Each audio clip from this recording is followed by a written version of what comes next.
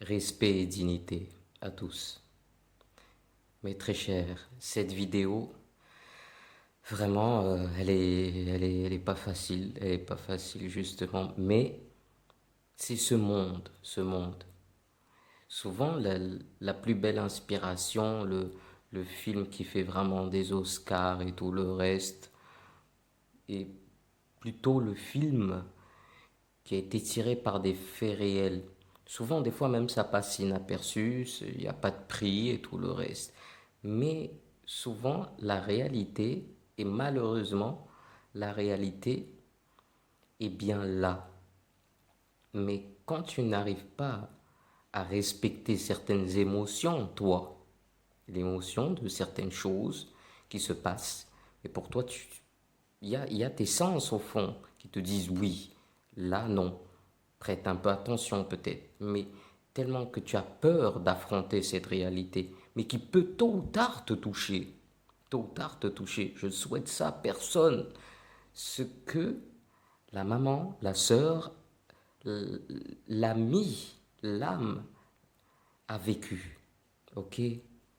Cette âme a vécu. Mais je vous demande une chose. Imaginez qu'aujourd'hui, je balance cette vidéo et que c'est vous que vous êtes concerné dans cette vidéo, que c'est pas cette personne que je vais mettre, ok, mais que c'était vous à la place. Il faut se respecter avant de respecter, ok. Il faut se critiquer avant de critiquer. Si on n'arrive pas à se respecter, avoir confiance à ce côté quand même. Il n'y a pas de conflit. Il n'y a pas de conflit. Il y a de l'égalité de partout. Il n'y a pas de conflit. Sans le bien, le mal ne peut se définir. Sans le mal, le bien ne peut se définir. Mais ce n'est pas un conflit. Il n'y a pas d'opposition. C'est vrai que c'est difficile de changer son paradigme parce que là, c'est plutôt, il faut être comme tout le monde. Mais c'est un manque de respect aussi envers soi de pas penser à X, de pas penser à Y. Justement, c'est la bonté, elle est dans la multitude, pas dans la singularité. Alors, pour pas trop tarder, prendre du temps, je remercie la première personne qui a balancé ça, qui est Ngang, le frère, je le remercie. Et j'ai pris aussi une petite capsule, une petite vidéo de Pierre Planchette, respect frère, respect parce que il y a des ministres qui parlent des nanoparticules, des trucs. On connaît déjà l'histoire de Bill le Gâté avec son 1. Mais là, imaginez qu'aujourd'hui, c'est vous. Alors partagez, diffusez l'information. Ok? Respect, dignité à tout le monde. Actually anti-science. A whole movement called the anti-vaxxers. Ça commence bien, il parle de science, puis tu fais, oh, vaccin. Who refuse to acknowledge the evidence that vaccinations have eradicated smallpox and who, by their prejudices, are actually endangering the very children they want to protect. Sérieusement, venez pas me dire qu'elle ressemble pas à ça, là. Comment? And I totally reject this anti-scientific pessimism. Tu le rejettes avec quel argument? L'idéologie? I'm profoundly optimistic about the ability of new technology to serve as a liberator and to remake the world, wondrously and benignly. Indeed, in countless respects, technology is already doing just that. Nanotechnology. Hein? Nanotechnologie? I mentioned earlier. Revolutionizing medicine by designing robots a fraction of the size of a red blood cell capable of swimming through our bodies, dispensing medicine and attacking malignant cells like some Star Wars armada. Et tu risques de finir comme ça. Neural interface technology is producing a new generation of cochlear implants allowing the gift of hearing to people who would otherwise not be able to hear the voices of their own children. Donc, c'est rendu le porte-parole du transhumanisme, lui. When I think of the great scientific revolutions of the past, print, the steam engine, aviation, the atomic age, I think of new tools that we acquired, but over which we, the human race had the advantage, which we controlled, and that is not necessarily the case in the digital age.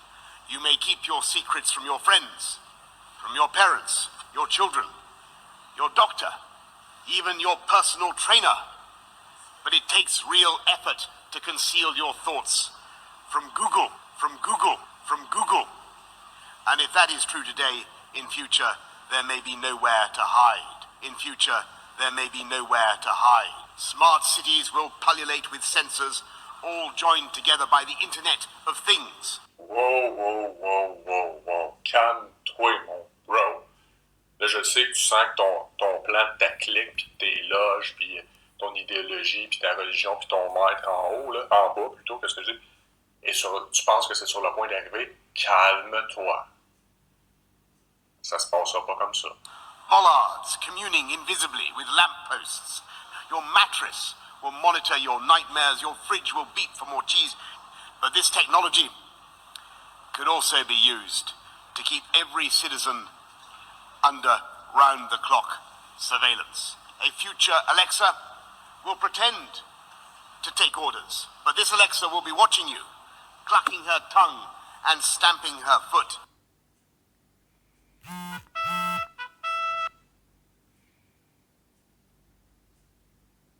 Bonjour, nous sommes le 15 juin 2020. Cette vidéo est adressée exclusivement à M. Emmanuel Macron, président de la République française. Monsieur le Président, je m'appelle Aïcha Aïssatou Thiam, j'ai 60 ans. Je suis sénégalaise et je suis de la diaspora. J'ai 2 enfants. Un enfant de père français blanc et une fille de père sénégalais. Je suis venue en France en janvier 1984 dans le cadre de mes études. En 1987, j'ai eu un accident de voiture et une partie de mon bras a été abîmée. J'avais reçu à l'époque une indemnité de quelques milliers de francs qui m'avait permis d'acheter une maison à Avignon, en France. En 2001, j'ai subi une opération chirurgicale des yeux à l'hôpital La Péronie de Montpellier avec le docteur Jamet. À mon insu, sans mon consentement, il a inséré une puce électronique dans mon corps lors de cette opération chirurgicale. De 2001 à 2007, j'ai vécu normalement, comme tout un chacun, sans me douter qu'une chose aussi horrible pouvait exister dans ce monde. Une puce électronique a une antenne et est reliée aux ordinateurs des militaires ou des services secrets français qui activent cette puce électronique à l'aide d'ondes électromagnétiques. Le rôle de la puce électronique que j'ai dans le corps est, entre autres, de m'empêcher de dormir. Vos militaires ont mon sommeil en main. Je dois dormir que quand ils le désirent.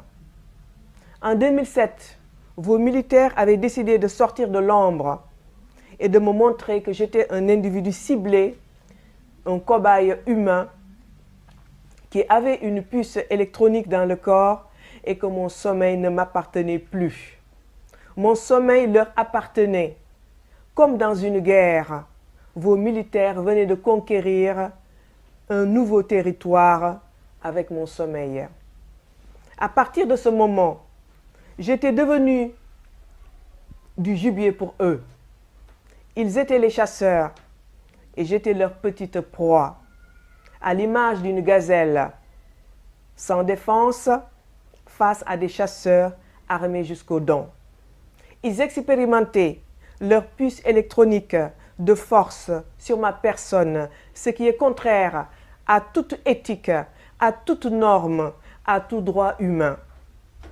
À partir de 2007, vos militaires ont transformé ma vie en enfer par un harcèlement à outrance inhumain qui dépasse l'imagination. Monsieur le Président, sur le plan militaire, le harcèlement évoque l'idée d'assiéger constamment l'ennemi sans lui laisser de répit. Le harcèlement, c'est une méthode, c'est la méthode des tyrans, dont la devise est soumettre ou démettre. Ce sont des méthodes utilisées par les psychopathes, décrits dans le livre de Marie-France Irigoyen, et qui peuvent se résumer ainsi. Premièrement, encerclement et enfermement de la personne dans sa propre maison ou confinement de la personne. Deuxièmement, isolement de la personne en cassant ses liens familiaux. Dénigrement de la personne. Troisièmement, dénigrement de la personne via des messages négatifs répétés. Quatrièmement, inversion des valeurs, rendant leurs valeurs dépravées comme celles acceptables. Cinquièmement, muselage de la personne, c'est-à-dire lui interdire de parler, lui interdire de raconter ce qui lui arrive. Sixièmement, atteinte à l'intégrité morale et physique de la personne. Septièmement, viol de son intimité et dépersonnalisation de la victime, c'est-à-dire que la victime est regardée quand elle fait l'amour, quand elle est aux toilettes, quand elle est sous sa douche, quand elle pleure, quand elle rit, etc. Les militaires français font de cette victime non plus un être humain, mais un objet de jeu. Huitièmement, surveillance 24 heures sur 24, 7 jours sur 7, pendant des années, s'il le faut, tant que la victime est vivante. Neuvièmement, déni de justice et de service. Dixièmement, calomnie et campagne de dénigrement. Onzièmement, précarisation et paupérisation de la victime. Je répète, précarisation et paupérisation de la victime. La liste, Monsieur le Président, est bien longue. Je me limite à ces quelques exemples. Vos militaires ont essayé toutes ces méthodes sur ma personne depuis 2001, Monsieur le Président. En guise d'exemple, pour m'isoler, mon fils de 13 ans m'a été arraché de force et placé à l'ADAS. Et le juge Martinel de Lille a validé ce placement sans état d'âme en 2008. Pour aucun motif valable. Et à 13 ans, vous savez quoi, Monsieur le Président? Vos militaires apprenaient à 13 ans à mon fils à boire de l'alcool, à fumer de la cigarette et à utiliser la drogue à 13 ans. Pour en faire un futur légume. Pour qu'il soit un être soumis, un être incapable de réagir et d'avoir un libre arbitre. Ils m'ont aussi empêché d'étudier, de travailler, de mener une vie normale pendant des années pour leur servir uniquement de cobaye humain car je leur appartenais. Ils se mettaient dans leur tête que j'étais un objet et que je leur appartenais pour qu'ils puissent faire leurs expériences sur ma personne. Et pour me décrédibiliser devant l'opinion, ils n'ont pas hésité à me donner des médicaments pour me rendre folle. Et je me cachais, heureusement, que j'avais cette présence d'esprit. Je me cachais pour ne pas avaler ces médicaments. Et pendant très longtemps, ça s'est produit. Monsieur le Président, l'argent c'est le nerf de la guerre. Et vos militaires l'ont exercé sur moi, en m'appauvrissant totalement pendant des années. Et pour couronner le tout, ma maison à Avignon vient d'être vendue en septembre 2019 par vos propres militaires. Isolé, parqué comme un animal dans une cage, surveillé en permanence 24 heures sur 24, 7 jours sur 7, traqué, massacré, empêché de dormir, parfois des jours et des jours, des semaines et des semaines, et parfois pendant un mois, sans une seule minute de sommeil. C'est cela ma vie avec vos militaires, Monsieur le Président. J'ai évidemment informé toute la ville de Montpellier à l'époque sans résultat. Je suis allé voir toutes les personnalités de France pour en parler, comme Ségolène Royal, Martine Aubry, François Hollande à Tulle, avant qu'il ne soit président de la République. Taubira, Ramayad, tous les partis politiques, de gauche comme de droite, d'extrême gauche, d'extrême droite, les députés, les premiers ministres, les ministres de l'Intérieur de 2007 à 2014. Mais rien n'y fait, aucun résultat. J'ai aussi bien évidemment alerté les autorités sénégalaises dès 2008 par l'intermédiaire de l'ambassade et des consulats du Sénégal en France. Ces derniers ont bien évidemment averti leur hiérarchie qui leur ont demandé de ne pas réagir, de faire l'aveugle et la sourde oreille. Au Sénégal même, j'ai averti toutes les autorités et la réaction a été la même. Aucune réaction, bien sûr. Avec tout le respect que j'ai du gouvernement sénégalais, qui est aussi mon gouvernement, leur attitude de 2008 à 2020 a été une inaction totale qui s'explique par leur servitude volontaire à la France. Il est évident que le docteur Jammeh ne m'avait pas demandé mon avis, ni l'avis du gouvernement sénégalais, ça c'est sûr. Ce qui prouve simplement le manque de considération de la France envers les Africains et envers leur État. En 2014, j'étais aussi membre d'une association de victimes à Paris, l'association Adver, et Maître Wall, WO2L, était notre avocat et sa demande a été déboutée. Depuis 2007, je dénonce ma condition de victime des militaires français.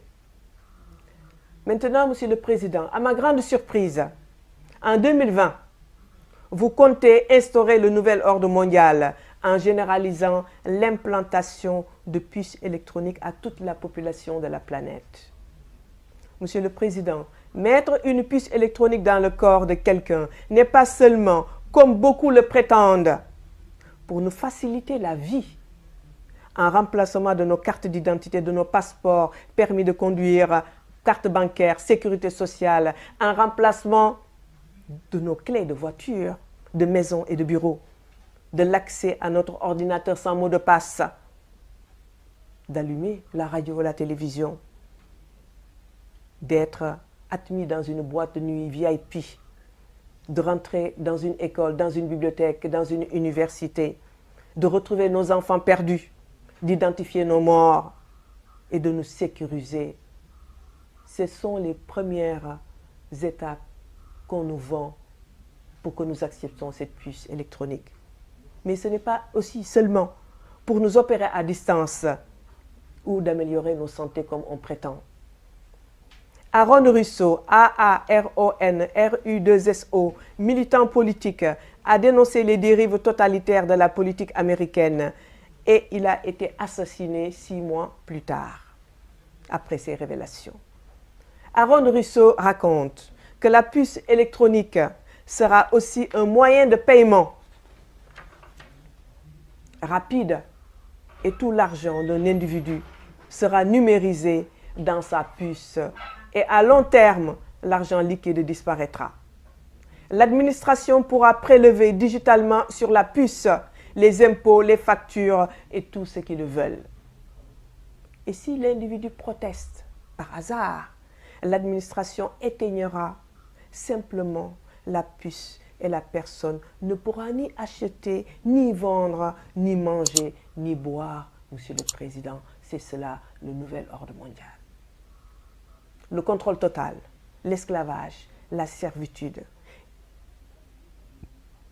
Et c'est ce nouvel ordre mondial que vous nous avez annoncé il n'y a pas très longtemps.